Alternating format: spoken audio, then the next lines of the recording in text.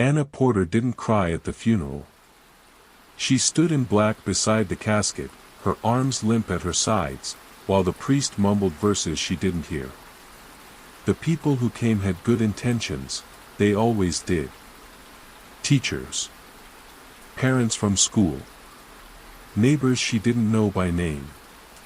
They offered casseroles and warm hands and told her he was in a better place.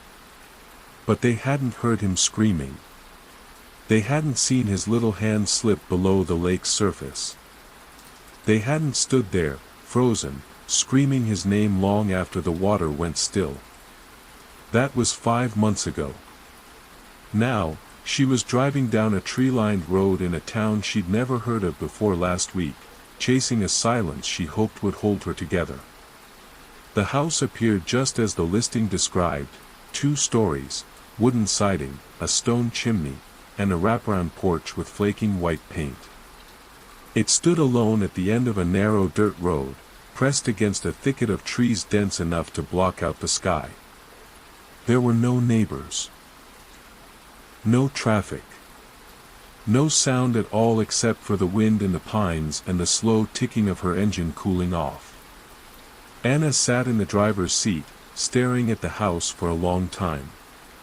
The realtor had never met her in person. The whole process had taken place over 2 emails. The listing had no contact information, just a form. She'd filled it out, hit send, and hours later, received a single line in return. The house is available. You may move in immediately. The key will be under the mat. No lease. No paperwork. Anna hadn't questioned it. It was far enough away, cheap enough to afford, and quiet enough to feel like a whisper. She stepped out of the car and into the cool September air. The trees rustled like they were murmuring secrets to one another. When she reached the porch, she bent down and, sure enough, the key was there.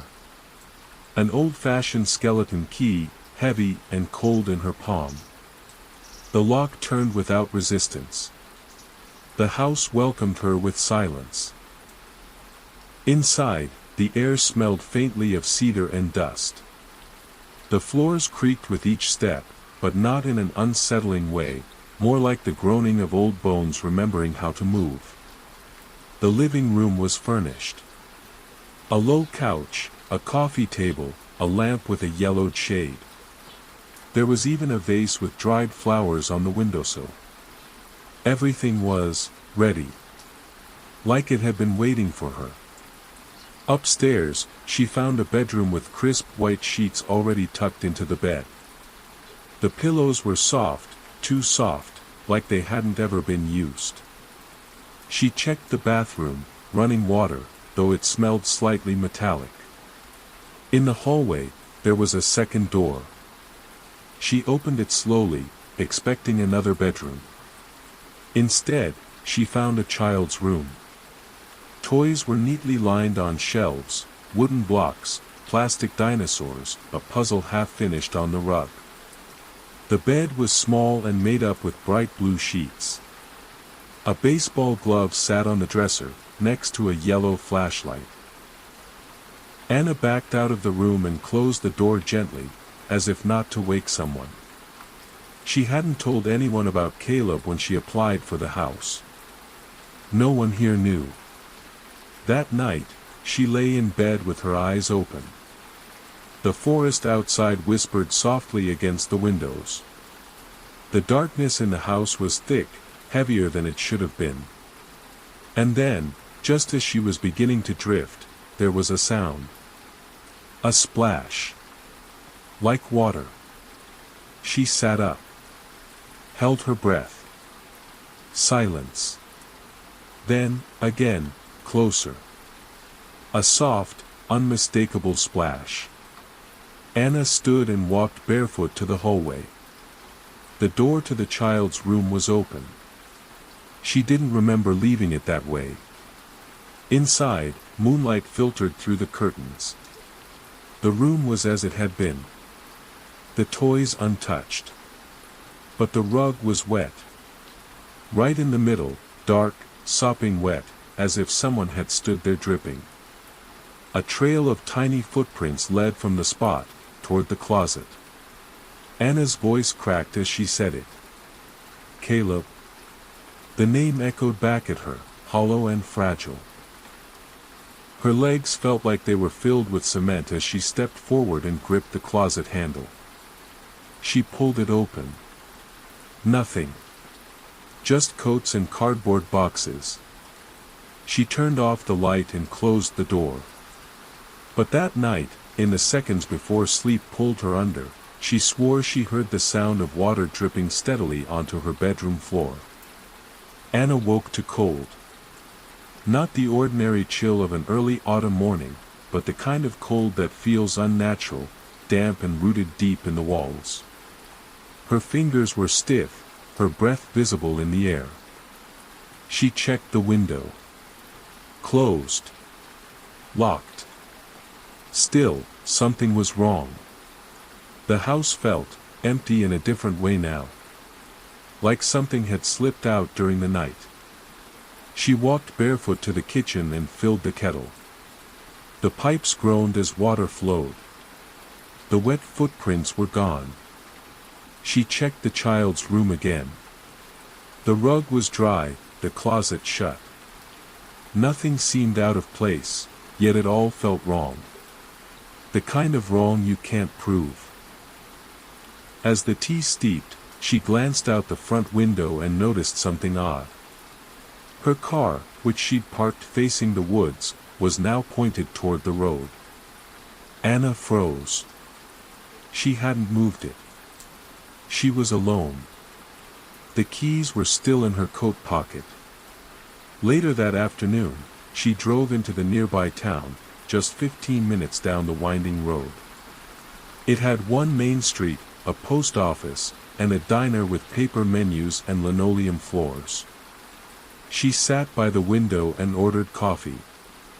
The waitress was older, her name tag read Lynn. "You're new," Lynn said, friendly but guarded. "Moved into one of the country homes?" "Yes," Anna replied cautiously. "Just outside town. Off Eden Road." The woman's smile froze. "Where?" Anna repeated herself. "There's nothing out there," Lynn said slowly. "Eden Road dead ends at the old sawmill." Anna frowned. "There's a house. 2 stories. White porch. I moved in 3 days ago." Lynn blinked at her like she'd misheard. "No houses out there. Haven't been for decades." Anna left soon after, her appetite gone. Back at the house, she stood in the driveway and stared at it, solid, weather-worn, exactly as it had been. She walked the perimeter. It was there. Wood, nails, walls. Real. Wasn't it? That night, she had the first dream. She was standing at the edge of the lake again, only it wasn't a memory. Not exactly. Everything was too still, the air too clean. The water was a black mirror. And Caleb was there. He stood in the center of the lake, ankle deep, soaked to the skin. His eyes were open but wrong, too glassy, too distant. He didn't move.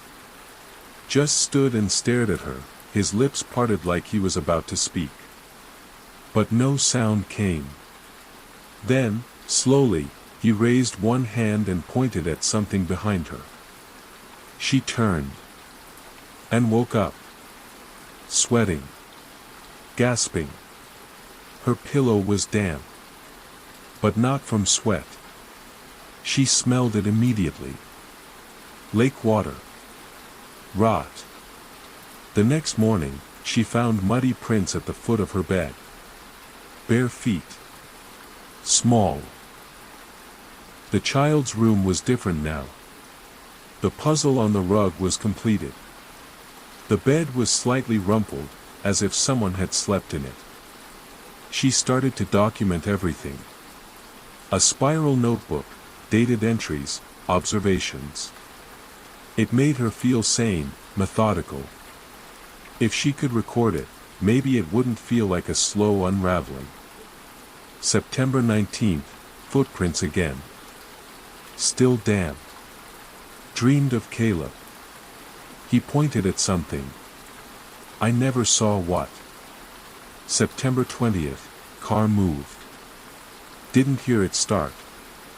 September 21st, dresser drawer in child's room was open.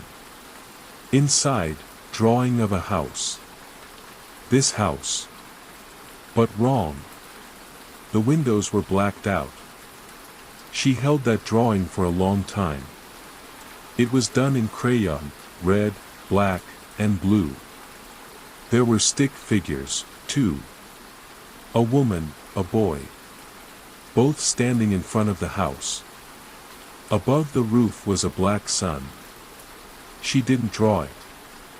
But someone had. Recently. She began to hear sounds in the walls. Not rats or the typical creaks of an old home, no, these were rhythmic. Breathing patterns. Soft sobbing. And whispers. Sometimes it was her name. Sometimes it was, come see. And once. Do you remember now? By the fifth night, Anna hadn't slept in over 36 hours. She sat in the living room, candle lit, the drawing in her lap. That's when the television turned on. Static. She hadn't used it since she arrived. No remote. No cable. Then, through the noise, came a faint voice. A boy's voice. Mom. She dropped the drawing. Caleb. The static cracked. Then again. Why didn't you come in after me? She stood up, heart pounding. I did. Caleb, I ran in. I ran in after you. The voice didn't answer. Instead, a slow scrape echoed from upstairs. A chair. Moving. She grabbed the flashlight from the child's room and made her way up. The hallway stretched longer than she remembered. The door to her bedroom was open. Inside, everything was normal, except for the closet. It was open. A ladder descended from it. She hadn't noticed an attic before. Hands shaking, she climbed. The attic was low-ceilinged and dusty, filled with old trunks, dolls with missing eyes, and cobweb-covered boxes. In the far corner, illuminated only by her flickering flashlight, sat a chair. On it, a boy's life vest. Blue. Torn. Her breath caught in her throat. It was Caleb's. She fell to her knees. Reached for it. As she touched it, a gust of cold air swept through the attic, despite no windows, no openings. And then she heard it again. A child sob. Directly behind her. Anna didn't turn around. Her body was frozen in a half-crouch, fingers still gripping the fabric of Caleb's life vest. The sobbing behind her was unmistakable, soft, stuttering, and full of that same watery gurgle she remembered from his final scream. But it wasn't just the sound that made her legs go weak. It was the feeling behind it. It wasn't sorrow. It was blame. She closed her eyes, and in her mind, she was back at the lake. Caleb had been chasing something. His toy boat, maybe, or a stick, she couldn't remember now. One moment he was laughing, running along the dock. The next, he was gone. The splash. The scream. The silence. Anna turned around slowly. Nothing. The attic was empty. But the chair had moved. Now it faced her. She stumbled back and descended the ladder quickly, clutching the life vest. Her breathing was shallow and fast, and she felt the walls of the hallway closing in as she reached her bedroom. The light flickered once. Twice. Then went out. She ran for the switch, flipping it again and again. No power. She went to the living room. The TV was still on, static, pulsing like a heartbeat. Then, just for a second, the screen changed. A still image. The lake. Frozen in time, water rippling at the edge of the dock. And in the center, Caleb. Standing. Dripping. Staring. The screen went black. Anna fell to her knees. What was this house? She stared at the floor, at the grain of the wood beneath her hands. It didn't feel real anymore. Nothing did. Not since the night of the footprints. She got up, grabbed her notebook, and wrote furiously. September 22nd. TV showed Caleb. Voice said I didn't go in after him. I did. The attic has a ladder now. Life vest found. It was his. But how? It was never recovered.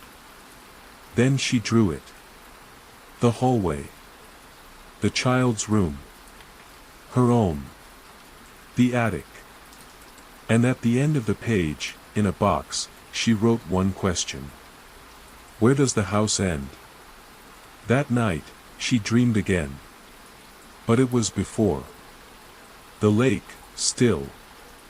The sky gray. She stood on the dock, alone. Caleb wasn't in sight. She turned slowly. The forest. The house. But the house wasn't the one she was living in. It was taller. Crooked. The windows were bricked up. The porch slanted, and smoke coiled from the chimney like black fingers. She heard her name. Not screamed, whispered. From under the house. Then, something began crawling out of the lake. A shape. She turned to run. But the dock was gone. Just water. Endless, glassy black. She awoke gasping, fingers clawing at the sheets. The notebook lay open beside her. There was a new entry, scrawled in shaky handwriting. She hadn't written it. It read, "You left me." The pen was still warm. That morning, she called the realty agency. Disconnected. She checked the email chain. It was gone. No record. No message. No reply address. Just a blank inbox. She drove into town again. This time, she went to the Historical Society, 2 rooms above the library, manned by a retired schoolteacher named Mr. Hanley. When she asked about the house, his eyes narrowed. There used to be something out there, he admitted. Back in the 40s. An orphanage. Real grim place. Burned down, I think. No survivors. The records are sparse. What was it called? She asked. He pulled a dusty binder from a shelf. St. Tilda's Home for Lost Children. The name froze the blood in her arms. She didn't know why, but she knew that name. There was a photo in the binder. Sepia, faded, but still legible. The building. Tall. Wrong. Windows bricked. Slanted porch. Exactly like in her dream. And in front, rows of children. Blank-eyed. Distant. One of them. No. Her breath caught. The child in the front row, he looked like Caleb. She copied the photo. Thanked Mr. Hanley. When she got back home, she stood in front of the child's bedroom door for a long time before she went in. Everything looked untouched. But the puzzle had been undone again. This time, the pieces were arranged in a new shape. Not a picture. A word. Stay. She didn't sleep that night. She sat in the kitchen, every light on, holding the life vest in her lap. It smelled stronger now. Like pond water and something else, mildew and copper. At exactly 3:14 a.m., the hallway light clicked off. She didn't move. The silence was alive. A soft creak above her. The attic. Something pacing. Then, a thump. And a single whisper, drifting down like breath through the floorboards. Remember me. By morning, Anna felt like a frayed thread ready to snap. The whisper, remember me, echoed with every heartbeat. She hadn't slept, hadn't eaten, and every corner of the house now felt too close, like the walls were breathing alongside her. She knew she couldn't stay much longer, but something inside her couldn't leave either. Not without understanding. Not without Caleb. The photo from the Historical Society sat on the table, and Anna stared at it like it might blink. The child in the front row, he wasn't identical to Caleb. But the resemblance was wrongly close. The same cheeks. The same dark eyes. She flipped the image over. In faded ink. St. Tilda's, 1947, staff and wards. No names. No notes. Just that one damning year. She went back into the attic. The ladder groaned with her weight, and the air up there was colder than before. The light from her flashlight stretched like fingers into the darkness. The chair was gone. So was the life vest. She stood there, surrounded by dust and silence. But something had changed. The far wall, once blank, now had a trapdoor. It hadn't been there before. A square outline. Metal ring in the center. Anna hesitated. Her heart warned her to stop. But her grief refused. She pulled the trapdoor open. A new ladder led downward, impossibly far. The space beneath shouldn't have existed. Yet it did.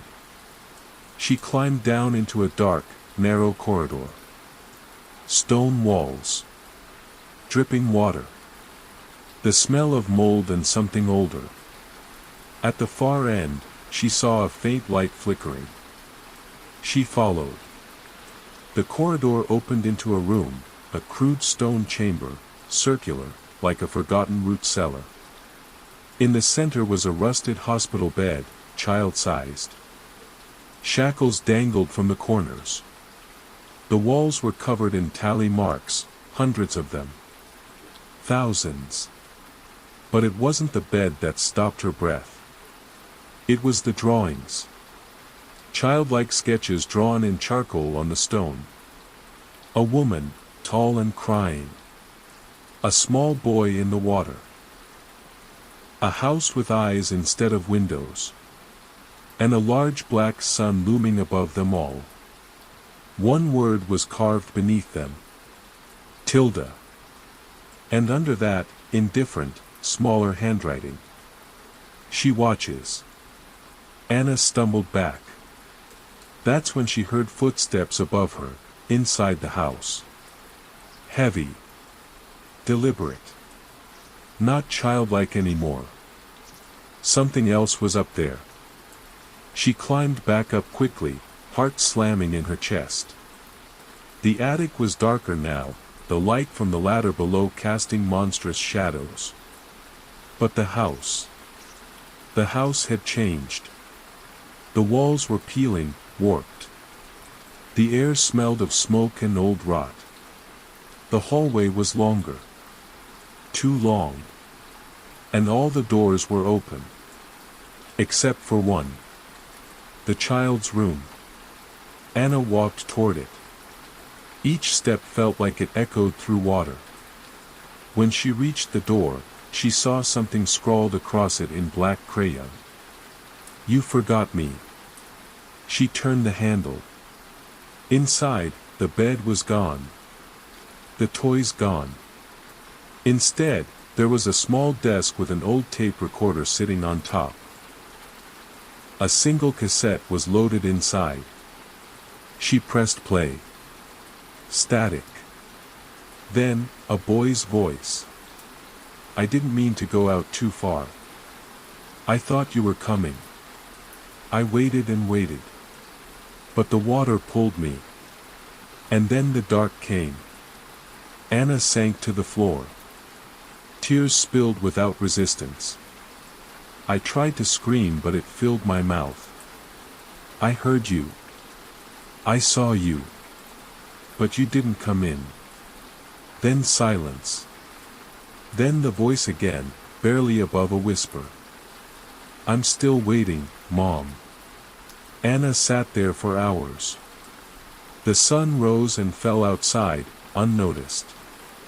Her world shrank to the size of that voice. When she finally moved, it was to the front porch. She needed air, real air. Outside, the forest had crept closer. The trees that once stood 20 feet from the house now loomed just beyond the porch. And at the edge, she saw him. Caleb. Soaked. Still. Staring. She stepped off the porch, barefoot, the earth cold beneath her feet. "Caleb," she said. "Please come here." He didn't move. But he smiled. Then, slowly, he turned and walked into the woods. Anna followed. The trees closed behind her like teeth. She didn't notice the house vanishing behind her, each window winking out, one by one. Anna ran barefoot through the woods, the cold biting into her skin with every step.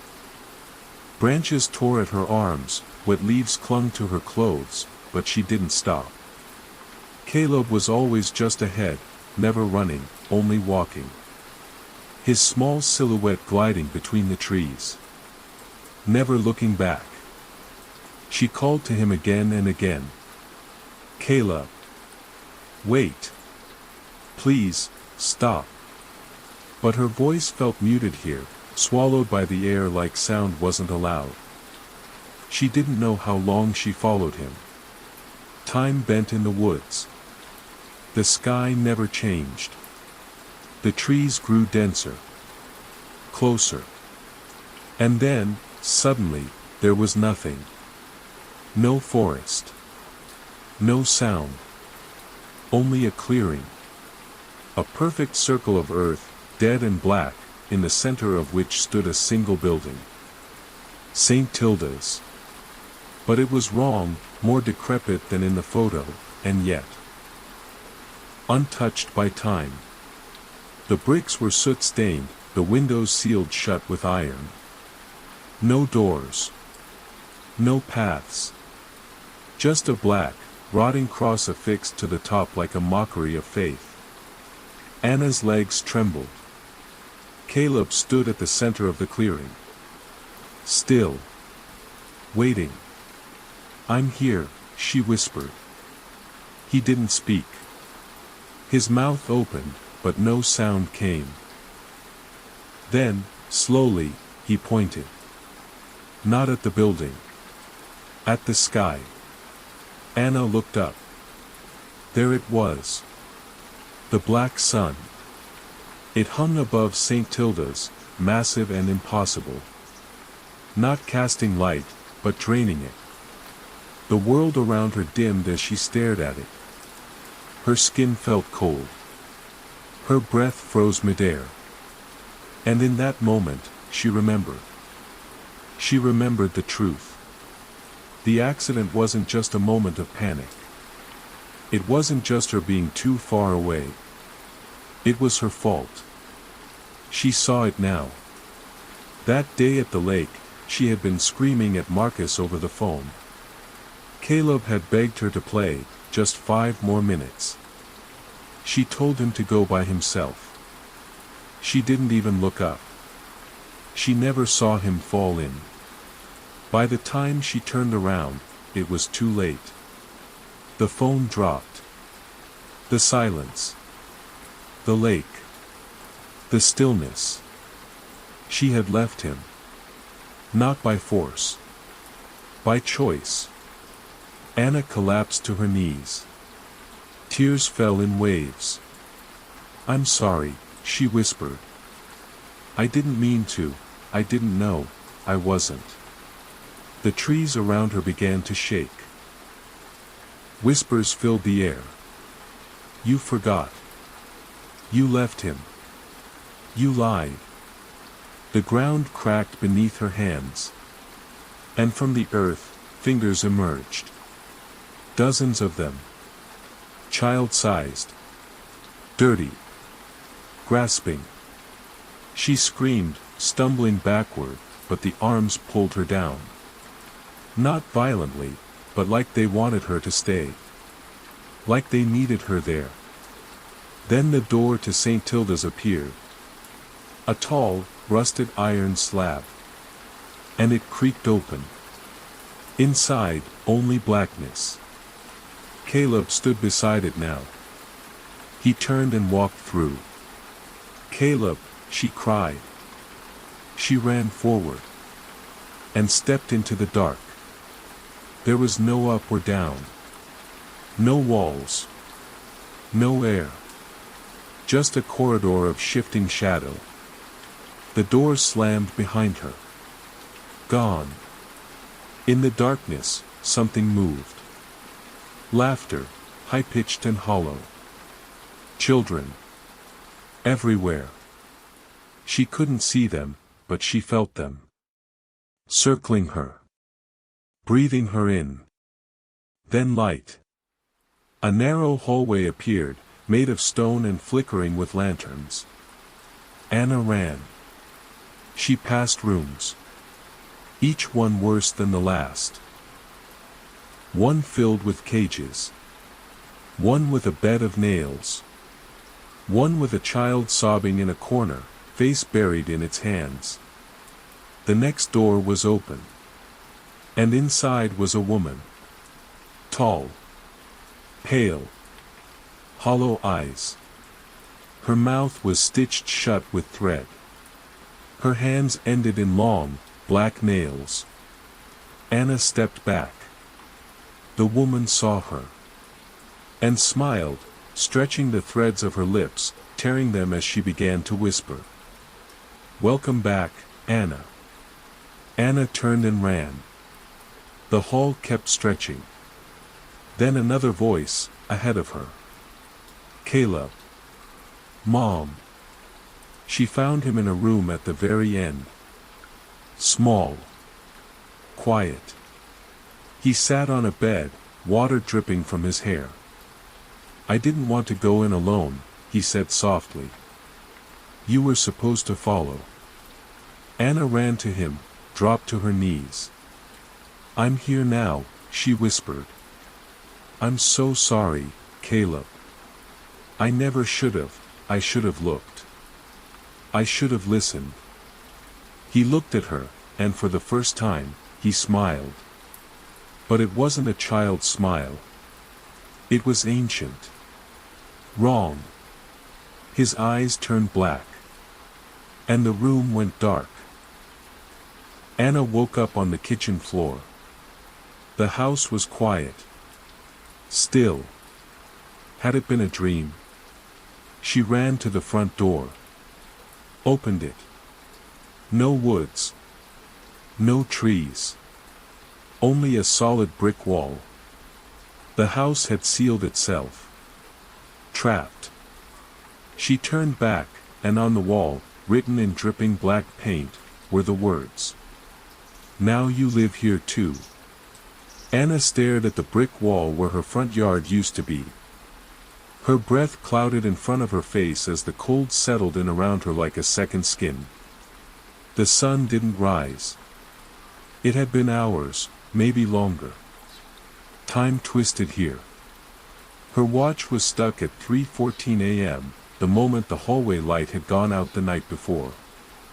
Except, she wasn't sure how many nights ago that had been anymore. The house was silent. But it was no longer empty. She could feel it. The rooms hummed with presence. Every shadow seemed heavier than it should be. Every corner felt occupied by something just barely out of sight. She returned to the hallway, tracing her fingers along the wallpaper. Beneath her fingertips, the surface felt soft, not like plaster, but like layers of fabric. She pulled gently. The wallpaper tore away with surprising ease, revealing a wall made not of wood or drywall, but paper. Pages, hundreds of them, all stapled together. Journals. Children's drawings. Case files. The wall was built from memory. She scanned one of the pages. Patient number 43, Elspeth M., night terrors persist. Drawing recurring symbols again. Insists that dark sun watches her at night. Another page, older, handwritten in shaky cursive. We tried to bury the fire. But the fire came back. She comes in the walls now. She sings through the pipes. The next was a crayon drawing of the house, same as before, but now it was burning. Small stick figures ran from it. One was circled in red. Underneath, the name, Anna. She tore it off the wall, heart pounding. Her name. Her name. She staggered backward. The hallway lights blinked once. Twice. Then the whole house groaned. A low, guttural sound that came from everywhere at once, like it was breathing in. A gust of air swept past her. Then laughter. Children's laughter. Anna spun. The child's room door swung open by itself. She stepped forward slowly, candlelight flickering along the walls. Inside, everything had returned to normal. Toys neatly arranged. Puzzle half done. The desk, the tiny dresser. But the bed was different. It was made of stone. Chains lay coiled at the corners. And Caleb sat on top, smiling. But this Caleb was not her son. Not anymore. His eyes were completely black. His skin pale as frost. "Do you remember yet?" he asked, his voice layered, as if many mouths spoke at once. Anna's legs trembled. "I don't understand," she whispered. He tilted his head. "Yes, you do." She shook her head violently, backing away. "No, Caleb, please. I'm not Caleb." And then, he stood. His form rippled like smoke, stretching taller than a boy should be.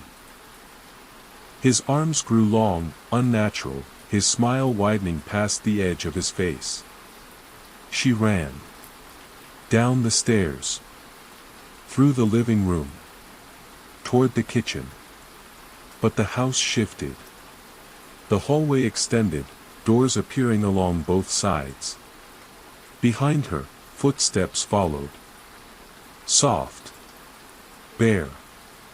Many. She flung open the nearest door and slammed it behind her. Total darkness. Then. A single lamp buzzed to life. She was in a child's dormitory. 10 small beds lined the walls, each one with neatly folded gray blankets. At the far end, a desk. And a tall woman in a black veil stood behind it, head bowed. Anna opened her mouth. No sound came. The woman lifted her head. And under the veil was Anna's own face. But burned, scarred, mouth sewn shut. Anna stumbled back, knocking over one of the tiny beds. The woman moved without walking, gliding toward her. A voice whispered from all directions. "You never left this place. You just forgot. You were the first." "No," Anna gasped. "That's not true.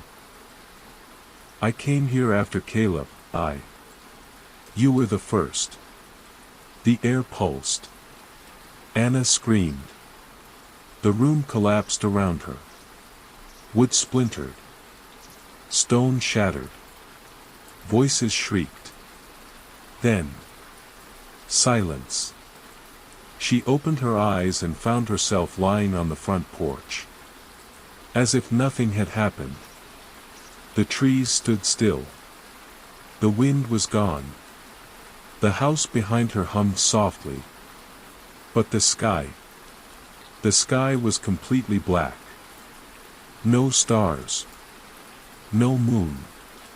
Only the dark sun. Watching. Anna sat motionless on the porch. Her mind struggled to make sense of what she had seen, but the lines between dream, memory, and hallucination had long since blurred. Somewhere inside the house, something waited for her to make a decision. She stood. The air was still. The black sun above pulsed faintly, like a slow, deep heartbeat in the sky. The door behind her creaked open. She didn't flinch. She stepped back inside. The house looked ordinary again, like it had when she first arrived. Dusty. Quiet. Unused. But the walls whispered now. Not voices. But memories. A faint lullaby hummed through the wood grain.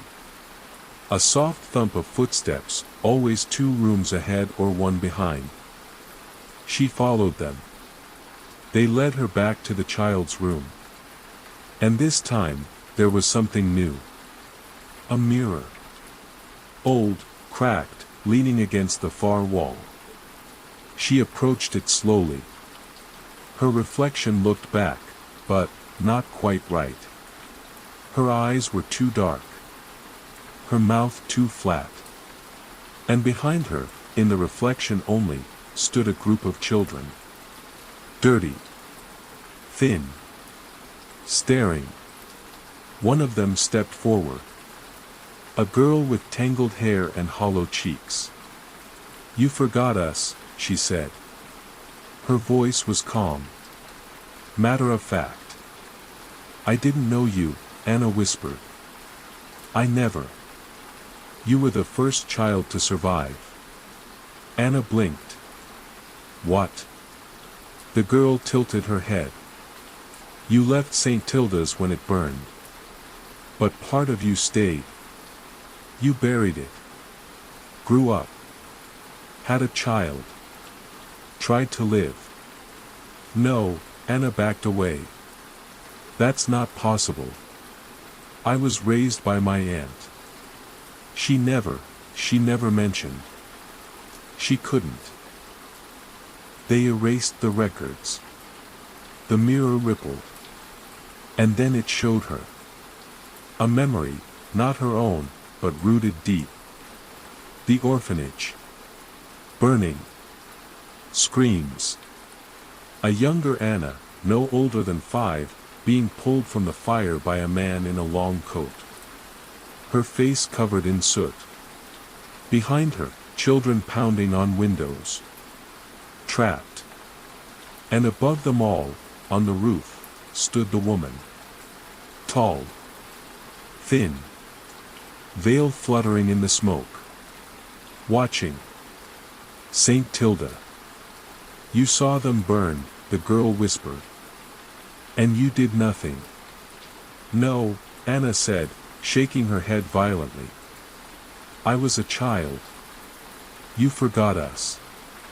And the house remembered. The reflection changed again. It showed Anna, years later, at a lake. Her son playing. Her phone in her hand. The voice, "You forgot again." Anna collapsed to her knees. "I didn't want to," she whispered. "I couldn't bear it. I didn't mean to forget." The mirror darkened. And then it showed Caleb. But not standing. Not watching. Waiting. In a small room with no windows, arms wrapped around his knees. Eyes sunken. And in the corner of the room, the black sun etched into the wall. Anna stood. She wiped her tears. "Take me to him."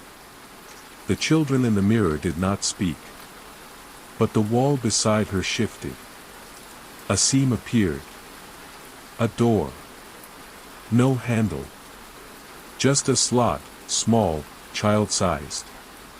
Anna knelt and crawled through. The crawl space led her downward. The air grew colder with every inch, the light behind her fading into nothing. Then, a door. Wooden. Ancient. Carved into it, the word remember. She pushed it open. Inside was the room from the mirror. Stone walls. Bare floor. And Caleb. Real. Or close enough to it. He looked up. His eyes were no longer black. Just tired. "Mom," he whispered. She ran to him, wrapped him in her arms. He didn't feel cold anymore. He felt real. Warm. Alive. "I came back," she said. "I remember now." He buried his face in her shoulder. "You left once. I won't again." The room trembled. The black sun on the wall cracked. A sound filled the air, high-pitched, ancient. The scream of something losing its grip. The darkness pulsed once. Then shattered. Light burst through the cracks in the wall. The children's voices rose, not in whispers, but laughter. Pure. Free. Caleb looked up at her, smiling through tears. "I think we can go now." Anna nodded. She stood, holding his hand. They walked through the cracked wall. Into light. Into memory. Into freedom. Anna awoke in a hospital bed. White walls. Sunlight. A nurse by the window. Caleb's stuffed rabbit on the table. A doctor entered. "You're lucky," he said gently. "You were found unconscious outside an abandoned building. No ID. Nothing. Took us weeks to identify you. You've been out for nearly a month." Anna sat up slowly. "Where's my son?" The doctor blinked. I didn't know you had one." She looked down. Her hand was holding something. A crumpled drawing. A house. Burning. And in the corner, 2 stick figures. Hand in hand. Anna stared at the drawing. The crayon lines were crude but unmistakable, the burning house, the 2 small stick figures holding hands, and above them, the looming black sun. A child's drawing, but not drawn by any child she knew. Drawn for her. She glanced around the hospital room. Clean. Sterile. Safe. But something didn't feel right. Her memories didn't stitch together cleanly. The house, the woods, the attic, all of it was still with her. Not like a dream, but like bruises under the skin. When the nurse returned to check her Anna asked softly, "Did anyone bring me in?" The nurse hesitated. "A man found you. Said he was hiking the old lumber road." You were just lying there in the dirt. No sign of a car. Or a house. Anna frowned. What road? Eden Road. But the thing is, Eden's been closed off for years. Ever since that fire. Anna's breath caught. What fire? The nurse shrugged. Old orphanage. They say it burned down in the 1940s. Lot of kids died. Sad story. Anna closed her eyes. St. Tilda's. She asked to be discharged that afternoon. The moment she stepped outside the hospital, the sunlight seemed foreign, too bright. Cars moved. People laughed. Life went on. But none of it touched her. She needed to know what was real. So she went back to the town. The diner was still there. The same waitress, Lynn, behind the counter. But when Anna sat down and smiled at her, Lynn just blinked. Can I help you? You don't recognize me? Anna asked. The woman frowned. Should I? Anna opened her mouth, then stopped. A different waitress emerged from the back. Younger. Anna looked again. Everything was slightly different. The town was the same, but not quite. Back at the library, she found Mr. Hanley's office dark. A new sign on the door. Historical Society closed indefinitely. She peered inside. The room was empty. Dusty. Like no one had used it in years. She stood in the center of the hallway, gripping the crayon drawing in her coat pocket. The house had burned decades ago. The road was closed. And yet she had lived in that house. Slept in it. Walked its halls. Hadn't she? In the far corner of the library's public records room, she found an old town map. Yellowed with age. She scanned it for Eden Road. There it was, marked, but with no labels. Just a dead end. But something had been scribbled in pencil beside it. Tilda's Hollow. No house. No address. No history. And in the margin, someone had drawn a sun. Completely black. Anna traced it with her finger. She felt warmth. And something else, movement. Behind her. She turned quickly. No one there. But on the floor, just at her feet, lay a small object. She bent to pick it up. It was a child's shoe. Waterlogged. Torn. She dropped it. Ran.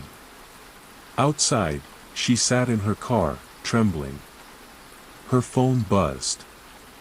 Blocked number. She answered. A child's voice whispered. You promised. Anna screamed. Then silence. She dropped the phone. In the rearview mirror, her face looked pale, sunken. But in the back seat, just for a second, she saw him. Caleb. Soaked. Silent. Then gone. Anna didn't drive home that night. She didn't have a home anymore, not one she trusted. Instead, she checked into a roadside motel an hour outside town, where the air smelled like bleach and old carpets, and the walls didn't whisper her name. She double-locked the door and placed the drawing on the nightstand. She didn't want to look at it again, but she couldn't bring herself to throw it away either. That night, she didn't sleep. Every time she closed her eyes, she heard the lake. Not just the water. The voice. You promised. You left us. Come back. At dawn, she sat at the motel's small desk and wrote everything she could remember. Not just the last few weeks, but everything. The dreams as a child. The fear of basements. The imaginary friends who weren't imaginary. The foster homes. The blurred memories of fire. And the woman. Tall, veiled, always watching from the edges of her sleep. By noon, her hand ached and her notebook was filled. But it wasn't enough. She had to go back. Not to the house. Not yet. To her aunt. The woman who raised her. She hadn't spoken to Aunt Jean in years. But if anyone knew the truth about her past, it was her. The drive to her aunt's home took 5 hours. Jean lived in a small, clapboard house with overgrown hedges and rusted lawn chairs no one used. Anna knocked once. Jean opened the door as if she'd been waiting. She looked older than Anna remembered. But her eyes were sharp. "I wondered how long it'd take," Jean said. Anna swallowed. "You knew?" Her aunt nodded. "Of course I did. Come in." The house smelled of lavender and mothballs. The living room hadn't changed in decades. Jean poured tea without asking. Anna sat. "I need you to tell me the truth," she said. "About where I came from." Jean sighed. "You came to me after a fire. No one else would take you. You didn't speak for nearly a year. They said you were just in shock. I knew better." Anna's voice cracked. "St. Tilda's?" Jean nodded slowly. "That was the name. Place was evil. Some say it was cursed. I say it was worse. It was forgotten." Anna gripped her cup. "Why didn't you tell me? You were happy. Eventually. You had a life. I didn't want you going back. I did go back. I didn't even know it. But I did." Jean looked into her eyes for a long time. "Then it's not done with you." Anna's hand trembled. "What is it? The house? The sun?" Jean leaned in. "It's not just a house. It's a mouth. It eats what we bury. And the black sun, it's what happens when grief festers too long. When the pain gets so heavy that it becomes its own world." Anna stared at her. "Then how do I close it?" Jean didn't answer. Instead, she reached into the drawer beside her chair and pulled out a piece of cloth. Wrapped in it was a photo of young Anna, standing at the edge of the lake. And beside her, Caleb. But the photo was dated 1981. Anna's breath caught. "That's not possible. Caleb was born in 2015. Jean said nothing. Anna flipped the photo over. Written in red ink. "It's always the same. The house finds its way back. So does he." Her stomach turned. "Who is he, Jean?" Her aunt stared at her for a long moment. Then said softly, "Caleb is not your son. Not entirely. He's the child the house never finished feeding." Anna dropped the photo like it had burned her. The edges curled slightly from the pressure of her grip, and the red ink on the back smeared under her thumb. She stared at her aunt, voice trembling. "You're saying he's, what? A ghost?" Jean shook her head. "Not a ghost. Something worse. The house took him, but not completely. He got stuck in between. Trapped. A child split in half. One part screaming in water, the other screaming in the walls." Anna's breath came shallow now. "But I held him. I raised him. Jean nodded. That's what the house does. It lets you forget. Lets you feel love. Just enough. Then it calls it back. Anna leaned forward, her voice suddenly sharp. How do I stop it? Jean's eyes darkened. You don't stop it. You offer it something else. That's how I survived. Anna stilled. What do you mean? Jean didn't blink. You weren't the only one to come out of the fire. Anna's hands curled slowly into fists. You gave it someone else. Her aunt didn't answer. Instead, she stood and walked to the back of the house, where a closet door stood ajar. From inside, she pulled out a thick, metal box. She set it on the table between them and undid the latch. Inside, old photos, yellowed newspaper clippings, burned scraps of paper, and at the bottom, a single iron key. This was the original front door key to the orphanage, Jean said. It's the only thing that didn't burn. Anna lifted it slowly. It was ice cold in her hand. Jean placed a trembling palm over hers. You still love him. But she knew where it had been. She got out. Walked. Each step forward echoed like it was inside a vast, empty chamber. And after 100 paces, the house was there. Standing. Tall. Waiting. It hadn't changed. But now, she saw it. She saw the teeth in the wood. The eyes in the knots. The breath in the chimney. It wasn't a house. It was alive. She opened the door. Inside, the air was thick with heat and rot. The wallpaper was peeling in wet strips. The floor creaked like ribs. She moved through the halls, each step making the lights flicker above her. It was all exactly where she left it. The mirror. The puzzle. The rug. The child's room. The attic ladder had lowered itself. Anna climbed. The attic had changed. There were beds now. 10 of them.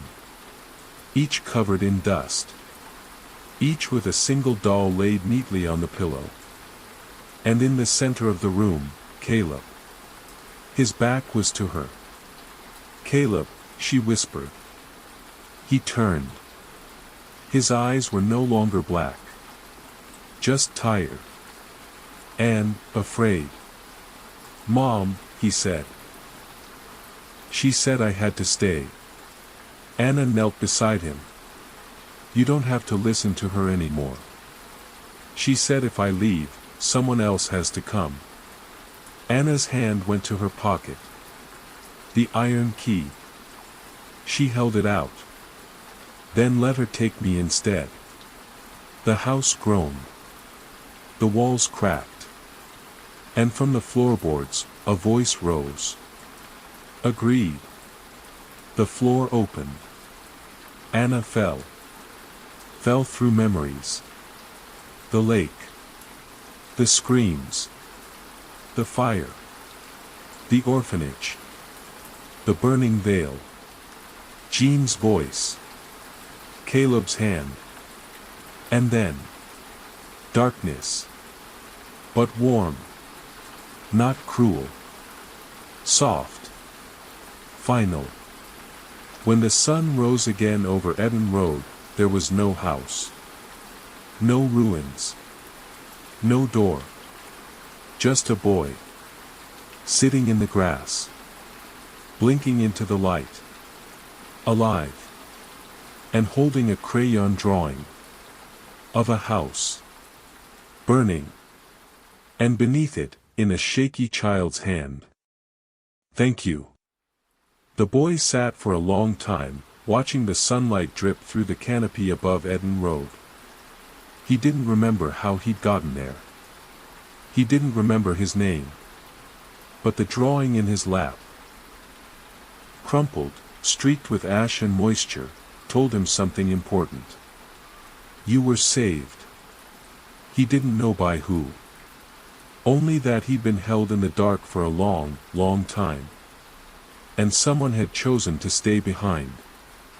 He stood up, dazed, and followed the gravel path until it met a paved road. By noon, a driver found him and called the authorities. When asked his name, he didn't answer. But in the hospital, he drew.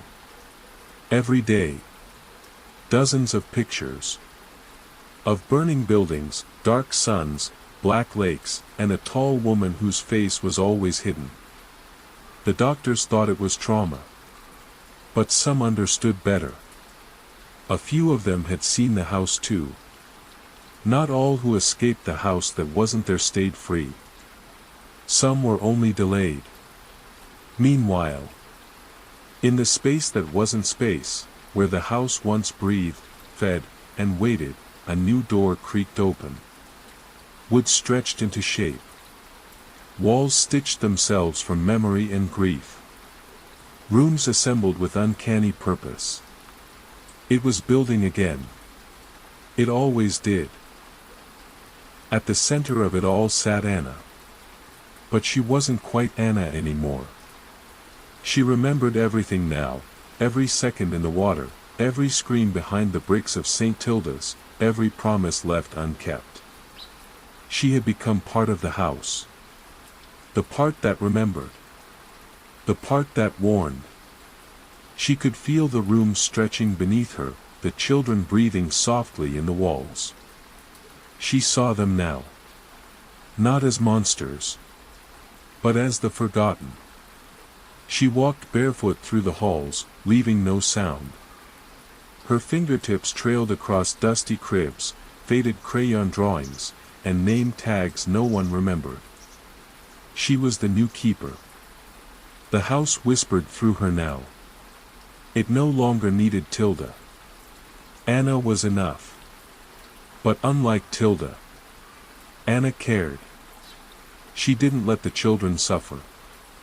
She let them rest.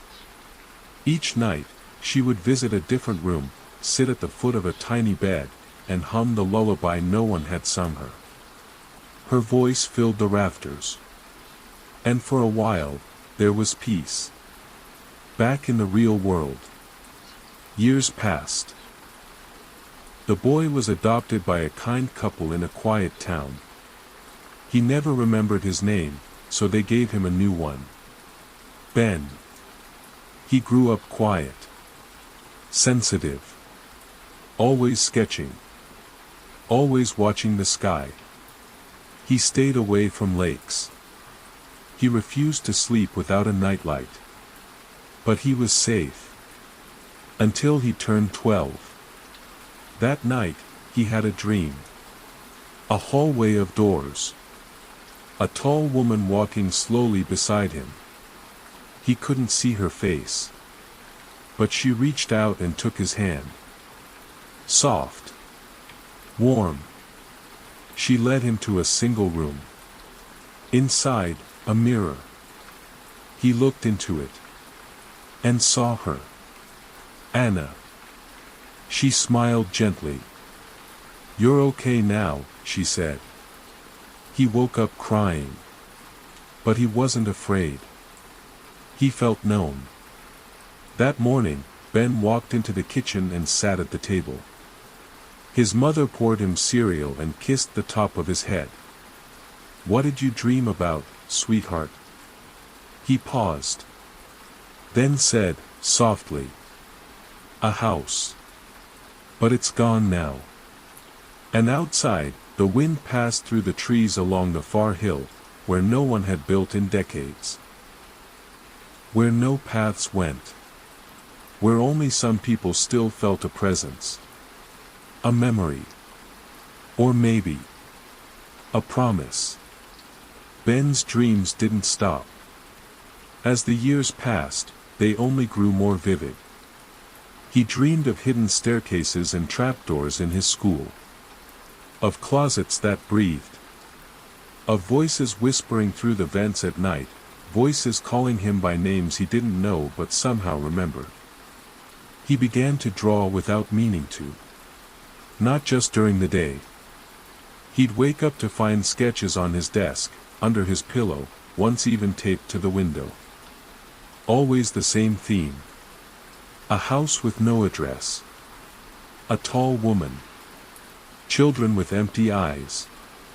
One day, his adoptive mother found one pinned to the fridge.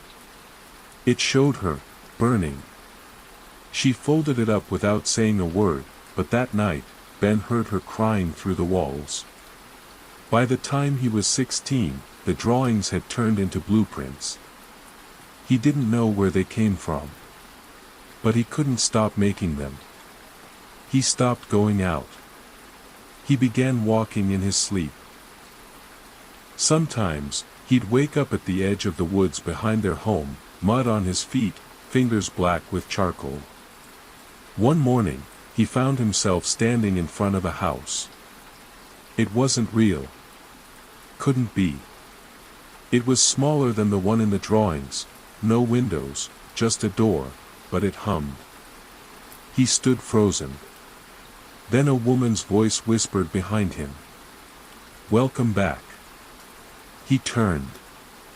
No one there. But when he looked again, the house was gone. Only trees. Still. Silent. Elsewhere. Deep in the folds of what people call memory but what the house knows as binding tissue, Anna walked the corridor of children. Every name etched on the walls was familiar now. Every step was a step deeper into grief she no longer feared. She had become the spine of the place. The bones. But something was wrong. The floorboards had begun to rot. Voices grew louder. Restless. The forgotten did not want peace anymore. They wanted out. They had waited too long. Too many new children had passed into the world. Abandoned, unloved, lost in systems, forgotten by the ones who birthed them. And the house, fed on forgetting. Anna knelt by one of the walls. Her name was etched there now too. Twice. Once in her own handwriting. Once in a child's. She placed her hand on the wood. "I made a promise," she said. "I won't let it start again." But the house whispered back. "You are the house." She stood slowly. And walked toward the heart. It had been sealed for decades, but now it pulsed, barely holding. The door was cracked. And through it, she heard a boy's voice. Ben. He was close. Closer than she feared. In the waking world. Ben stood at the edge of the town library. He didn't remember how he got there. Inside, in the oldest section, dusty and used, he found a map. Yellowed. Torn. He traced it with his finger. A road. Eden. A building with no name. A place marked in black, TH. His eyes burned. And behind him, something moved. A tall shape in the window reflection. Watching. Waiting. That night, Ben sat at his desk. He didn't eat.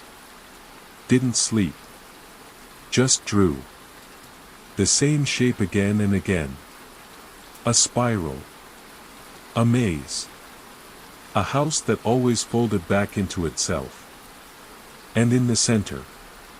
A single eye. Crying. Ben's hand moved in circles, faster now, the spiral taking over the entire page. The eye at the center stared back at him, not with malice, but with grief. A wound, not a threat. By midnight, his walls were covered in sketches. They pulsed in the lamplight like they were breathing. He blinked, and the room was gone. He stood in a long, gray hallway. Walls of stone. Children's shoes scattered on the floor. The sound of dripping water echoed all around. And at the far end, a door. Ben walked toward it. When he reached for the handle, a hand rested gently on his shoulder. He turned. A woman stood behind him. Pale. Tall. Familiar. Not the veiled woman of his nightmares. Someone else. Her voice was barely a whisper. "You don't have to open it." He frowned. "Who are you?" Her face didn't quite hold still. It shifted between ages. Motherly, childlike, broken. "I'm what's left," she said. "Of what was taken. Of what was forgotten." He felt something stir in his chest. A name. Anna. She smiled, just enough. "You remember." Ben looked back at the door. "I need to go through." Anna hesitated. "If you do, it won't let you come back unchanged." Ben stepped forward anyway. "I think I was never really whole to begin with." He opened the door. Darkness poured out. Not like smoke, like memory. Heavy. Suffocating. Saturated with screams. Anna followed him in. They walked a staircase that coiled endlessly downward. The stone bled with handprints. Names carved with fingernails. Symbols etched in old blood. Ben touched one wall, and it responded with a breath. "You're the first to come back," Anna said softly. "No one remembers once they leave. But you, something stayed." Ben's voice was distant. "I see it in my dreams. Every night. The fire. The water. The door that won't shut. Do you remember yourself yet?" He paused. Then nodded. "I was the last child Tilda marked." Anna stared at him.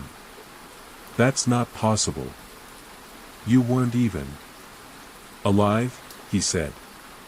"I was. In part. She tried to use me. But you pulled me out." Anna looked away. Her hands trembled.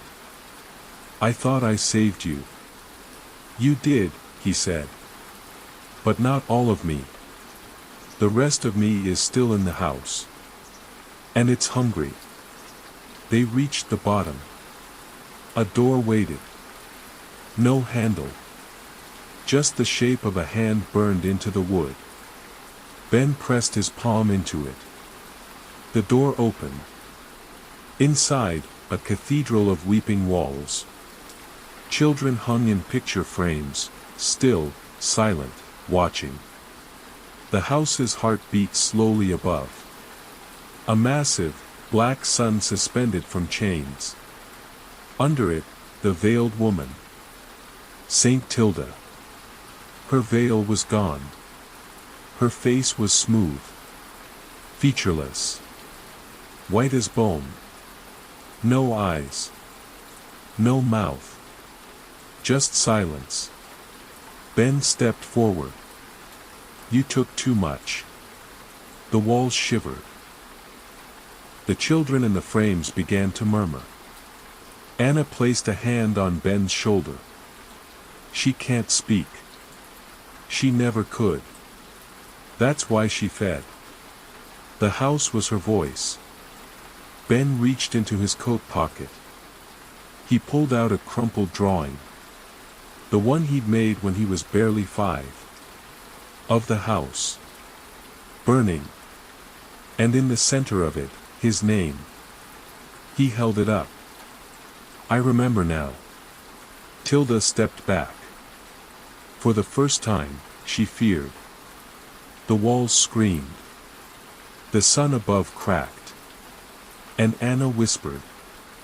Time to let them go. Ben lit the match. Dropped it. Fire swallowed the floor. The portrait screamed as children vanished, not burned, but freed. Released from the memory. From the house. Tilda turned and tried to flee. But Anna stepped in front of her. No more. And held her there as the flames rose. Ben looked back once. Anna smiled through the fire. Tell them we tried. Then the house collapsed. Into light. Ben awoke in the forest. The wind was gentle. The sun, not black now, rose behind the trees. In his hand was the drawing. But now, it was blank. And at his feet, a small pile of ash. Still warm. Ben stood in the clearing, wind gently combing through the trees. The forest no longer pressed in on him. The air smelled like pine and rain, not rot, not smoke. He looked down at the pile of ash. It was small, barely enough to fill his palm. Yet it radiated a kind of peace. Not sorrow. Not loss. Just stillness. Ben knelt, gathered the ashes gently into a folded scrap of paper from his sketchbook, and tucked it into his coat pocket. "I'll carry you home," he whispered. For the first time in years, there was no whisper in his ear. No shadows in the corners of his eyes. He was alone. And he was free. 3 months later, Ben returned to the orphanage's old grounds. Or what used to be. The town had paved over most of Eden Road now, fencing it off under the guise of environmental protection. Dangerous sinkholes, the sign said. But Ben knew the truth. The place had unraveled. And with it, so had the house. He had spent weeks researching everything he could find. There were other St. Tildas across the country, burned, collapsed, abandoned under mysterious circumstances. But the one here, his one, was different. It had been the first. The cradle. The origin. The mouth. And now, it was closed. He found a flat stone near the edge of the forest and buried the ashes beneath it. No ceremony. Just a small, hand-carved mark. A spiral. And beneath it, the name, Anna. Not in memory of. Not beloved. Just the name.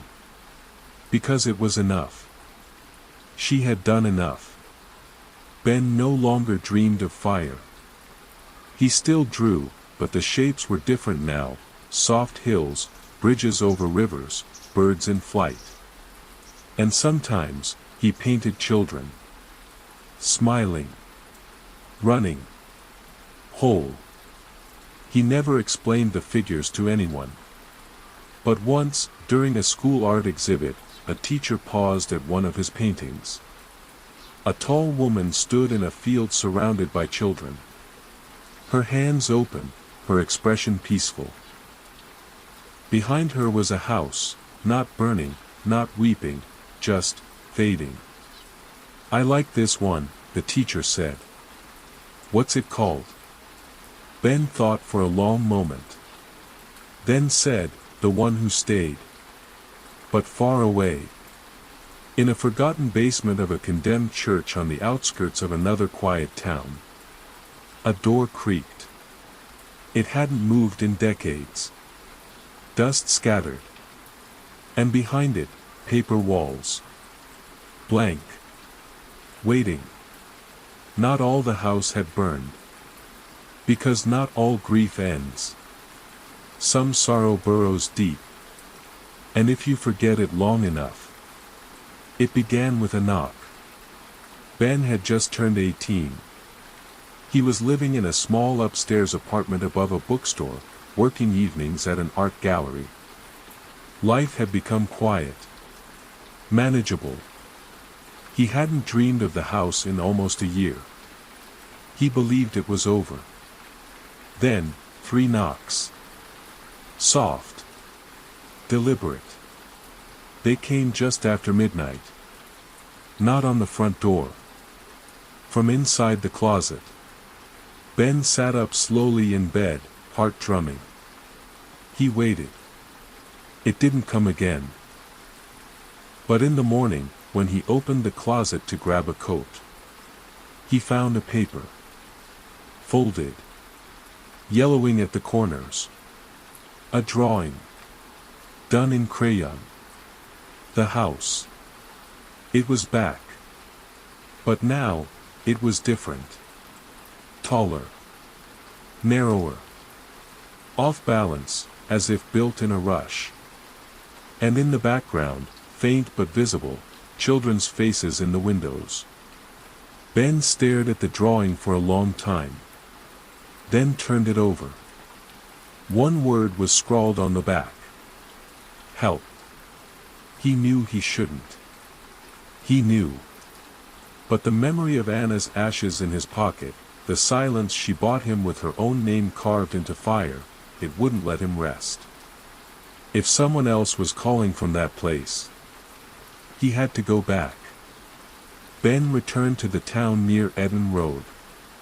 The road was gone now, paved over with concrete and lined with bright warning signs. Closed due to subsurface instability. Danger, do not enter. But beneath that fresh asphalt, he could still feel it. The weight. The pull. It was building again. Not on the surface. Below. At the edge of town, Ben found a condemned church. It was in all the historical society records. Once used for Sunday sermons, then abandoned after the fire at St. Tilda's. He climbed through a broken window and found himself in a nave of rotted pews and collapsed beams. But the basement door remained intact. The lock was rusted through. He pushed it open. The air hit him instantly. Wet. Warm. Thick with dust and mildew. But beneath it, something familiar. Memory. The stairs creaked beneath his feet. And at the bottom, a hallway. The walls were paper again. Still blank. Still waiting. He stepped forward. The door at the far end opened before he touched it. Inside, a single chair. And a mirror. In it, Ben. But younger. 5 years old. Soaking wet. Mouth open in an eternal scream. Behind him, Anna. But silent. Watching. Then the mirror cracked. And the walls around him bloomed with color, dozens of children's drawings appearing all at once. Each showed a different room. A different child. And all of them bore the same house. Same structure. Same black windows. Ben turned slowly. The room was no longer a basement. It had expanded. It was now a house. Built around him. Ben ran. But the walls shifted. Doors opened into staircases. Staircases led to attics. Attics to basements. There was no logic. Only memory. Every room he passed whispered a name. Children who were still trapped. Children who had never made it out. He stopped in front of a door that hummed. Carved into it. Anna's room. He opened it. She stood inside. Not a ghost. Not an echo. Just her. Still in the dress she'd worn when she stayed behind. But her face was tired now. Cracked like old porcelain. Ben, she whispered. It wasn't supposed to rebuild. I closed it. It grew back, he said. From someone else's sorrow. She nodded. It always does. Where there's enough pain, the house can grow. Ben stepped forward. We can't leave it again. No. Then what do we do? Anna looked toward the wall behind him. There, in pencil, a door had been drawn. Not real. Not yet. But close. If you can finish it, she said softly, you can open it. From the inside. A door out.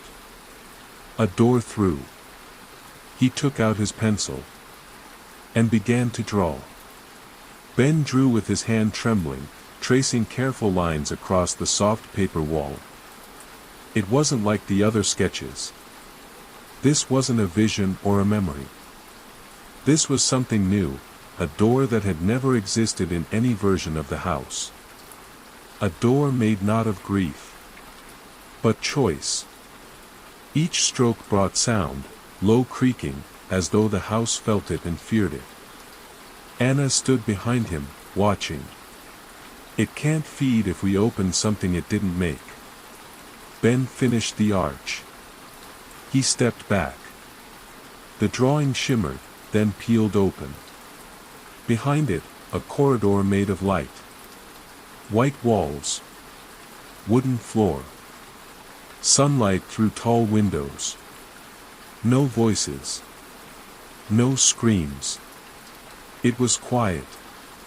Real quiet. Hopeful. Anna stepped forward, then stopped. Her hand hovered near the opening, but she couldn't touch it. Ben looked back. What's wrong? I can't go with you, she whispered. I've been here too long. I'm part of it now. No, no, you're not. You helped me find the way out. I am the way out, she said softly. But only if I stay. The house needs a voice to anchor it. If I leave, it grows back stronger. Ben shook his head. I won't leave you here. She smiled. You already did once. His throat tightened. You saved me when no one else even knew I was lost, she said. That's what matters. Ben stepped forward. He hugged her. And this time, she was warm. Real. The house trembled around them. Then Anna leaned close and whispered into his ear. You have to tell the story. Ben stepped through the door. And it closed behind him. He woke up in a bed. Clean sheets. The smell of fresh wood and paint. Outside the window, a hill. Sunlight. No black sun. No house. Just sky. He sat up slowly. A nurse entered. Smiled. You've been asleep a long time. Where am I? A shelter, she said. You were found outside an abandoned building. How long ago? 3 days. Ben closed his eyes. And felt it. The door had held. 1 year later. Ben stood on a stage, clutching a microphone with both hands. The auditorium was quiet. A dozen faces watched him. Survivors. Counselors.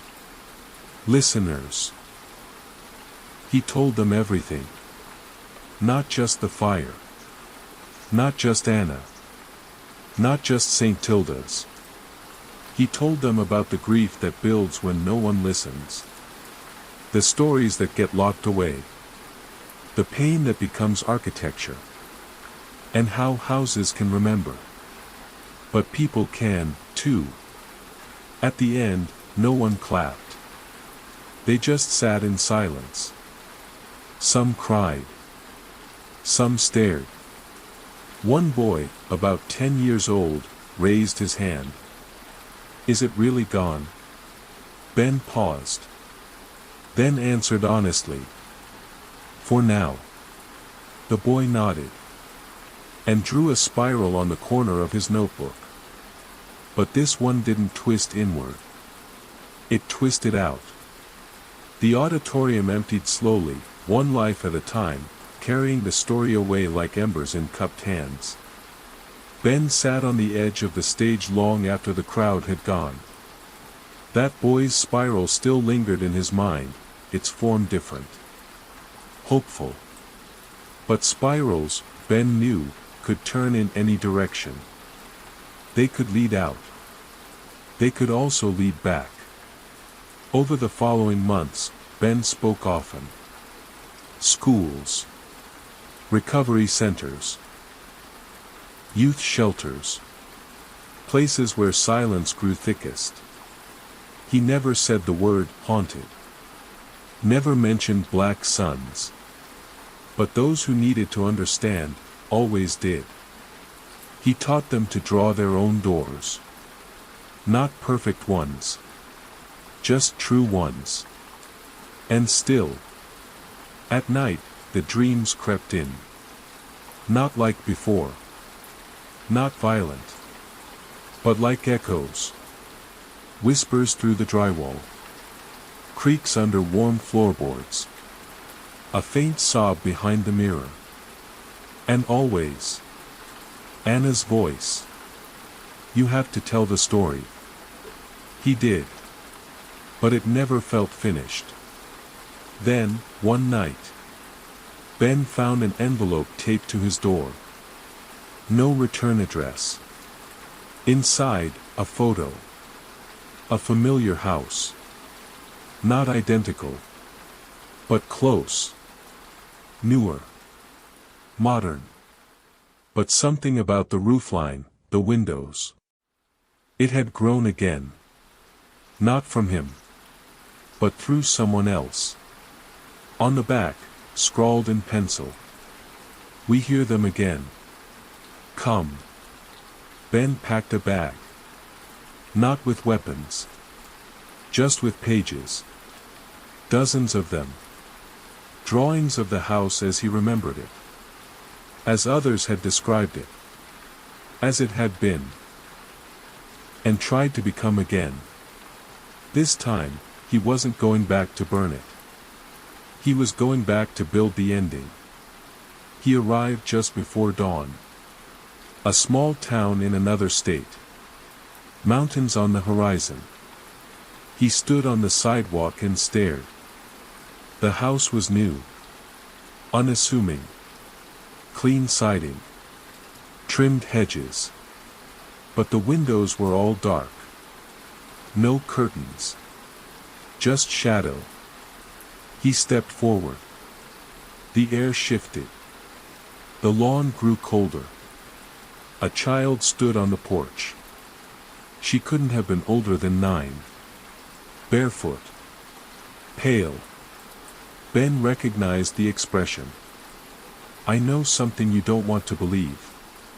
She looked up at him. Is it inside you too? Ben knelt. No. Not anymore. But it wants to be. She nodded solemnly. Last night, it opened a door in my closet. My mom didn't believe me. Ben reached into his bag. Pulled out a sketch pad. Tore a page. A drawing of a door, half open, light pouring through it. He handed it to her. What's this? A way out. The girl studied the page like it was gold. Ben stood. Walked to the door. It opened before he knocked. Inside, the walls were already paper. He stepped into the new heart of the house. A half-finished spiral staircase twisted upward. The foundation was still wet. It wasn't done. But it was awake. And it knew him. The walls whispered. You again. Ben unrolled a final drawing. Not of a door. But of a window. A world outside. One with sky. One with wind. And laughter. He pinned it to the central beam. The house trembled. "You can't stop this," it hissed. "We are born from sorrow." Ben stepped back. "No. You're born from silence." Then he spoke the names. All the names. Of every child he'd found in the records. Every name Anna had whispered. Every soul the house had eaten. He remembered them. And the house. Split. Not burned. Not destroyed. But released. Like breath held too long. The paper peeled from the walls. The stairs cracked. And the roof collapsed. Not with ruin. But with relief. Ben walked out the front door into sunlight. The child on the porch was gone. Only her footprints remained. Leading away. The new house collapsed inward, not with fire or violence, but like a book finally closed. No smoke, no screaming wood, just quiet. Peaceful, even. Like it had exhaled. Ben stood at the end of the sidewalk, watching as morning light reached over the rooftops and touched the ruins. It didn't feel triumphant. It didn't feel like victory. It felt like grief, finally spoken. And that was enough. 2 days later, Ben sat in a cafe with his sketchpad open, a coffee growing cold beside him. He was drawing again. Not the house. Not this time. A landscape. A clearing with no buildings. A tree in the middle. And beneath the tree, 2 figures. A woman seated. A boy standing beside her. Both looking outward. The waitress passed by, glanced down. "Your family." Ben paused. Then nodded. "Something like that." He spent the next year traveling. Not looking for houses. Just listening. Sometimes at group therapy sessions. Sometimes alone in quiet libraries. Once, in a shelter where a girl told him she dreamed of staircases that went nowhere. He didn't hunt the house anymore. He didn't have to. Because he'd learned the truth. The house never really lived in the woods. Or behind forgotten doors. Or in burned-out basements. It lived where grief went unheard. Where children felt like secrets. Where pain sat too long in the dark. But now, Ben listened. He taught others to draw doors. To carve windows. To speak names. The house still tried to return sometimes. But it always found him waiting. Not with fire. But with memory. With story. And the story was stronger. Years later, Ben stood at the edge of a lake. Still water. Pine trees lining the shore. He knelt and placed something on the surface. A small paper boat. On it, the word, Caleb. He let it drift. And behind him, in the rustle of leaves, Anna's voice whispered one last time. "You remembered." Ben smiled. "I promised I would." He stood. And walked away. And the house? It still tries. Somewhere, in the cracks between grief and forgetting. But its shape is fading. Because more and more, the children speak. The stories live. The sorrow has names. And what is remembered cannot be devoured.